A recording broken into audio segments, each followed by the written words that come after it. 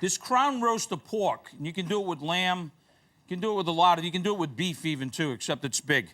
But what I did is I went down to the butcher, and then I had him stuff it with very, very lean ground pork, okay? So there wasn't really any seasoning in that, which is okay.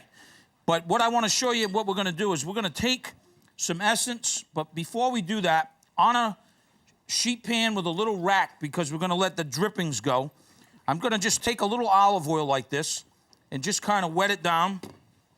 And then I'm going to take some essence, so you could use, you know, whatever kind of seasoning that you want. And now we're going to really season that meat, because we didn't have the butcher season the meat. We're going to season the meat. So what we do is this. I got chopped sage, fresh sage. So we're just going to kind of do that. And then what I do is I take some of that and I just push it in like this here, okay? And then, bam. Then I take some oregano, and I just take a little oregano, and the same thing like that, just, okay? Then I take garlic, all right?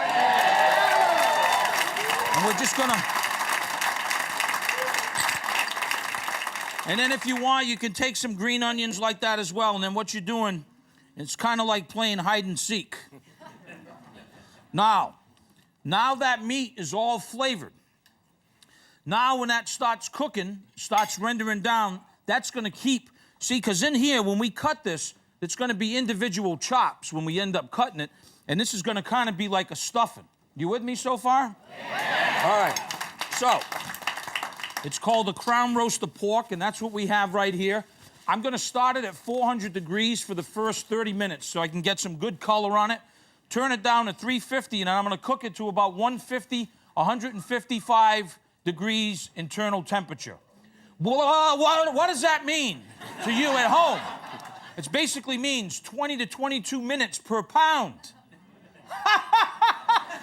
Oh, he's so... Okay.